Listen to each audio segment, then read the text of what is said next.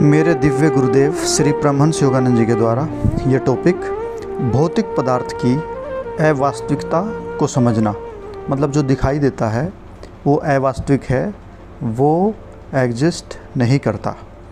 यहाँ पे गुरुजी समझा रहे हैं, हिंदू धर्म शास्त्रों में बताया गया है कि भौतिक पदार्थ की अस्तित्वहीनता और परमात्मा की अस्तित्वपूर्णता में विश्वास की नींव धर्मांध, असंगत, अबोध अथवा अव्याख्याय सिद्धांतों पर आधारित नहीं होनी चाहिए, बल्कि वैज्ञानिक आंतरिक अनुसंधान और यथार्थ ज्ञान पर आधारित होनी चाहिए। लोग सामान्यतः स्वयं को एक शरीर के रूप में पहचानते हैं जो भोजन पर आश्रित है, परंतु यह समझने में असफल हैं कि शरीर के अस्तित्व का मूल स्रोत प्राण यानी कि जीवन की शक्ति है। कोई भी खाद्य पदार्थ अथवा बाह्य सहायता उस व्यक्ति को जीवित नहीं रख सकती जिसके शरीर से प्राणिक ऊर्जा निकल गई है। मनुष्य के भौतिक तन और अभौतिक मन के बीच की कड़ी प्राण है। प्राचीन हिंदू संतों ने प्राण की विद्यमानता की खोज और प्राणायाम अर्थात जीवन शक्ति नियंत्रण के विज्ञान को सूत्रबद्ध किया। शब्द ब्रह्मांडीय स्पंदन है। ईश्वर का मुख मस्तिष्क के पिछले भाग में मेरु शीर्ष यानी कि मेडुला ओब्लांगाटा है, जो नोकदार होकर मेरुदंडीय रज्जु यानी कि स्पाइनल कॉर्ड से अंदर जाता है। यह मानव शरीर में अति महत्वपूर्ण स्थान शब्द अथवा ओम ब्रह्मांडीय स्पंदन ऊर्जा के लिए प्रवेश द्वार है। दिव्य प्रवेश द्वार ईश्वर का मुख, जिसके सहारे मानव जीवित रहता है। गुरुजी समझा रहे हैं, ब्रह्मांडीय ऊर्जा जो प्राण है वो हमारे मेडुला ओब्लांगाटा यानी कि हमारी रीढ़ की हड्डी जहाँ पे ख़त्म होती है और सर जहाँ पे मिलता है, सिर जहाँ पे मिलता है, वहाँ पर जो मेडुला ओब्लांगाटा है यही वो द्वार है जहाँ से होकर ईश्वरीय प्राण, ओम की ध्वनि और हमारा जीवन, हमारा अस्तित्व, हमारे शरीर को जीवित रखता है। जो लोग कदापि उपवास नहीं रखते, वे अपने अनुभव से यह नहीं जानते कि मनुष्य केवल ईश्वर के शब्द यानी कि ओम के सहारे जीवित रह सकता है, जैसा कि कुछ महात्माओं ने सिद्ध किया है। एक सप्ताह के उपवास की आरंभिक अवस्थाओं में भूख विद्यमान रहती है, परंतु जैसे जैसे दिन बीतते जाते हैं कम भूख और स्वतंत्रता का आभास स्पष्ट रूप से अनुभव होने लगता है। क्योंकि शरीर के लिए स्थूल आहार न मिलने से यानी कि खाना न मिलने से उसको सूक्ष्म आहार अर्थात जीवन शक्ति पर निर्भर रहने के लिए बाध्य होना पड़ता है। कौन सी जीवन शक्ति? जो मेडुला ओब्लांगाटा यानी कि जहाँ हमारी भौं है, इसके ठीक ऑपोजिट में सर के पीछे जो स्थान है जहाँ से प्राण तत्व हमारे शरीर को पोषित करता है। तो यहाँ पे गुरु समझा रहे हैं, उसको सूक्ष्म आहार अर्थात जीवन शक्ति पर निर्भर रहने के लिए बाध्य होना पड़ता है, यानी कि हमारे शरीर की डिपेंडेंसी इस ऊर्जा पर निर्भर करती है अगर हम कुछ भी नहीं खाएं। मनुष्य की इच्छा शक्ति ही महान उत्पादक है। इच्छा शक्ति और अपनी तत्परता के द्वारा व्यक्ति आंतरिक शक्ति के असीम भंडार से ऊर्जा को शीघ्रता से पाने में सक्षम हो जाता है। जो व्यक्ति अपने दैनिक कार्यों को पूरा करने के लिए अनिच्छुक रहता है, यानी कि जो अपने कार्य को अधूरे मन से करता है, वह ऊर्जा की कमी को अनुभव करता है, यानी कि वो अपने आप पूरे दिन में थका थका महसूस करता है। पर जो व्यक्ति स्वेच्छा से कठोर परिश्रम करता है, ब्रह्मांडीय प्रवाह से यानी कि जो प्राण तत्व है जो हमारी रीढ़ की हड्डी में बहते हैं, उसे शारीरिक और मानसिक रूप से वहन कर लेता है, यानी कि एक्सेस कर लेता है। जो इच्छा शक्ति से जीवन निर्वाह की आध्यात्मिक विधियों को सीखता है, यानी कि क्रिया योग सीखता है और व्यवहार में लाता है, वह जीवन ऊर्जा के अनंत स्रोत को चेतना रूप से उपयोग करके शरीर के अनेक सीमाओं से मुक्त हो जाता है। हिंदू संत और योगी जन कहते हैं कि पदार्थ मानव विचारों का साकार रूप है। जो भी दिखाई देता है ये मानस विचारों का यानी कि मानसिक विचारों का साकार रूप है, और उनमें से कुछ कुछ जो सिद्ध हुए हैं, जो महात्मा हुए हैं, ने अपने शरीरों और अन्य भौतिक वस्तुओं को साकार और निराकार बनाने की शक्ति के प्रदर्शन द्वारा यह सिद्ध कर दिया गया है। यानी कि जो कुछ महात्मा होते हैं वो अपने शरीर को दिव्य प्रकाश में विलीन कर सकते हैं, दिव्य ऊर्जा में विलीन कर सकते हैं और अपने शरीर को दोबारा से प्रकट भी कर सकते हैं। यहाँ पे गुरुजी समझा रहे हैं कि पदार्थ के रासायनिक तत्व इलेक्ट्रॉनिक स्पंदन हैं। आधुनिक विज्ञान प्रमाणित करता है कि पदार्थ स्पंदनशील शक्तियों से बना है, कंपनशील शक्तियों से बना है। रासायनिक तत्व जो पत्थरों और तारों से लेकर मनुष्यों तक विश्व के सभी रूपों की संरचना के घटकों का कारण है, वे इलेक्ट्रॉनिक स्पंदनों के विभिन्न रूपों से अधिक और कुछ भी नहीं है। यानी कि जो दिखाई देता है, जो ठोस है, वो इलेक्ट्रॉन के कंपन के अलावा कुछ भी नहीं है। उदाहरण के लिए जैसे बर्फ़ में शीतलता, भार एवं आकार होता है, यह दिखाई देता है। बर्फ़ को पिघला दें तो यह पानी बन जाता है। इसमें विद्युत प्रवाहित कर दें तो यह अदृश्य हाइड्रोजन और ऑक्सीजन बन जाता है, जिसका आगे और विश्लेषण करने पर ये इलेक्ट्रॉन स्पंदन के रूप में यानी कंपन के रूप में होते हैं। अतः वैज्ञानिक रूप से यह कहा जा सकता है कि बर्फ़ का कोई अस्तित्व नहीं है, यद्यपि इसका हमारी दृष्टि, स्पर्श इत्यादि इंद्रियों के द्वारा बोध होता है। यानी कि ये फिर भी जानने में आता है। वास्तव में इसका सार रूप अदृश्य इलेक्ट्रॉन अथवा ऊर्जा के प्रकार हैं। दूसरे शब्दों में, जो अदृश्यता में विघटित किया जा सकता है, यानी कि जिसको अदृश्य में परिवर्तित किया जा सकता है, उसके विषय में हम यह नहीं कह सकते कि उसका कोई प्रामाणिक अस्तित्व है। इस भाव में पदार्थ को अस्तित्वहीन माना जा सकता है, लेकिन पदार्थ का सापेक्ष अस्तित्व तो होता ही है। पदार्थ का अस्तित्व हमारे मन से संबंधित है और अदृश्य इलेक्ट्रॉनिक शक्तियों की अभिव्यक्ति के रूप में जो अस्तित्व अवश्य रखती हैं, क्योंकि वे अपरिवर्तनशील और अनश्वर हैं। बर्फ़ और पानी दोनों अदृश्य गैसों की अभिव्यक्तियां हैं और केवल औपचारिक अस्थायी अस्तित्व रखते हैं।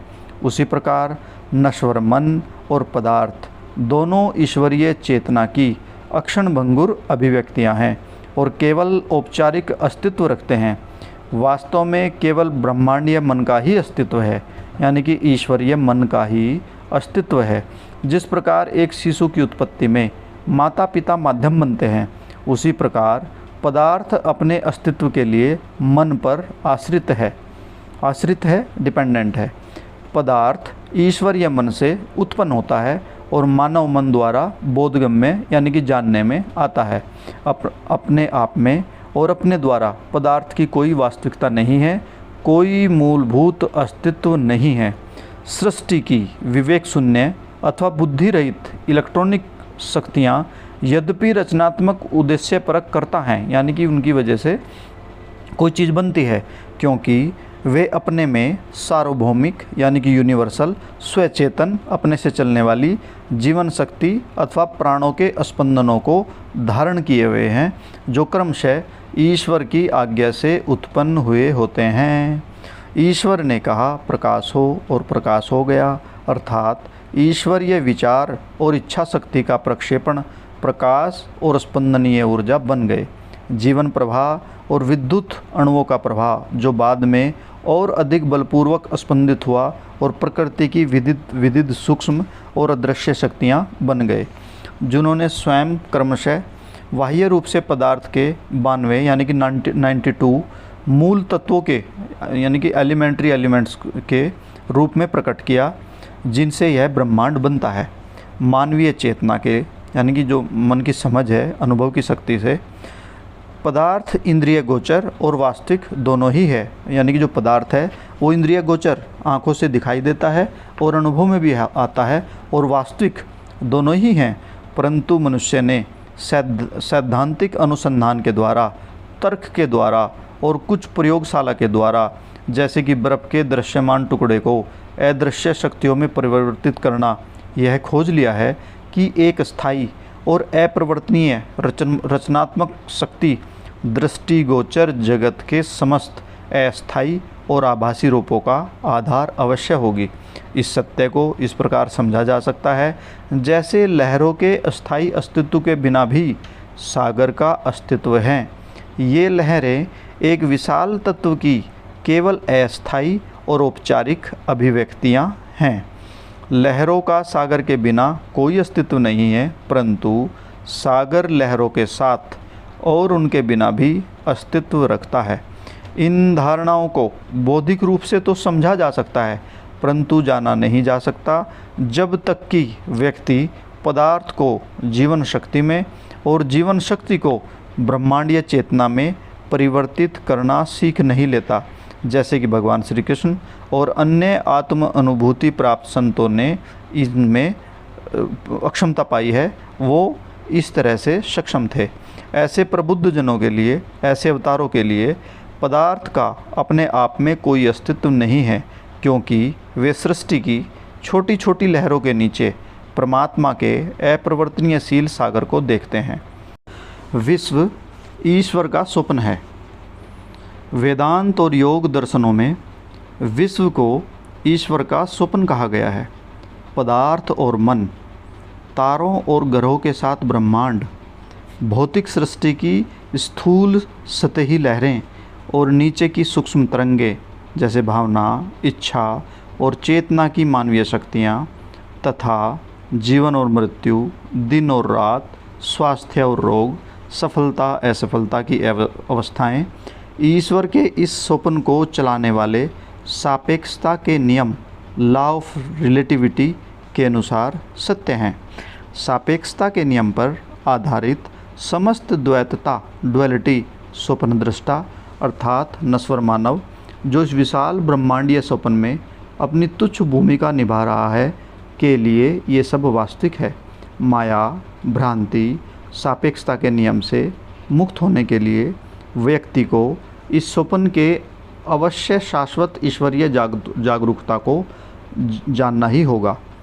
हम इस विधि संगत स्वप्न को कल्पना से या इसकी विद्यमानता को नकार कर या जीवन को स्वीकार कर, परंतु मृत्यु को नकार कर या स्वास्थ्य को पहचान कर परंतु बीमारी की उपेक्षा करके बदल नहीं सकते। एक अवस्था अपनी विपरीत अवस्था का उतना ही भाग है जितना कि वस्त्र के दोनों ओर। द्वैतताएं सहज रूप से एवं मूल रूप से एक ही हैं।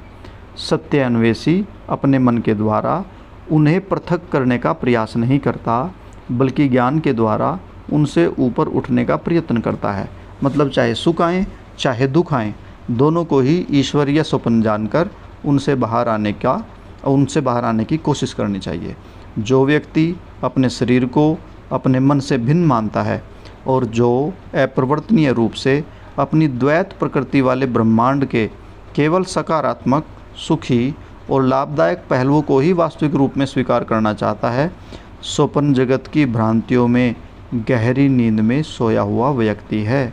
यानी कि अगर हम सिर्फ सकारात्मक और सुखी होना चाहते हैं, ऐसा नहीं होगा। हमारी प्रकृति द्वैत प्रकृति है, हमें सभी अनुभव से गुजरना ही होगा। जिस प्रकार कोई व्यक्ति स्वप्न देखता है जो कुछ समय के लिए वास्तविक प्रतीत होते हैं, परंतु जब वह चेतना की जागृत अवस्था में पहुंचता है तो उनकी मान्यता समाप्त हो जाती है, उसी प्रकार मानव के लिए भौतिक पदार्थ वास्तविक रूप के स्वप्न से जागृत होना और परमात्मा के स्थायी साम्राज्य में निवास करना संभव है। केवल अवतारी पुरुष यानी कि सुपरमैन जिसने अपनी चेतना को, अपने सोचने समझने की शक्ति को अनंत में विस्तृत और स्थानांतरित करना सीख लिया है, सृष्टि को ईश्वर के एक स्वप्न के रूप में अनुभव कर लिया है, ज्ञान नहीं अनुभव कर लिया है, केवल वही अपने सच्चे ज्ञान के आधार पर कह सकता है कि भौतिक पदार्थ का कोई अस्तित्व नहीं है। आत्मानुशासन के सोपानों की लंबी श्रृंखला, वैज्ञानिक योग मार्ग का अनुसरण करके अथवा किसी अन्य आध्यात्मिक दक्षता के पथ को अपनाकर, चाहे प्रेम का मार्ग हो, चाहे ज्ञान का या सेवा का मार्ग हो, अथवा अहम त्याग का मार्ग, ईश्वर को खोजने वाला द्वैत को यानी कि माया को समाप्त करके शाश्वत एकत्व को यानी कि ईश्वर को पहचान लेता है। जो माया जाल से मुक्त है, मुझे सर्वोच्च ब्रह्म के रूप में जानता है, वह सर्वज्ञता को प्राप्त करता है, वह अपने संपूर्ण अस्तित्व से मेरी पूजा करता है। हे अर्जुन, तू मेरी शरण में आ जा। जय गुरु जी।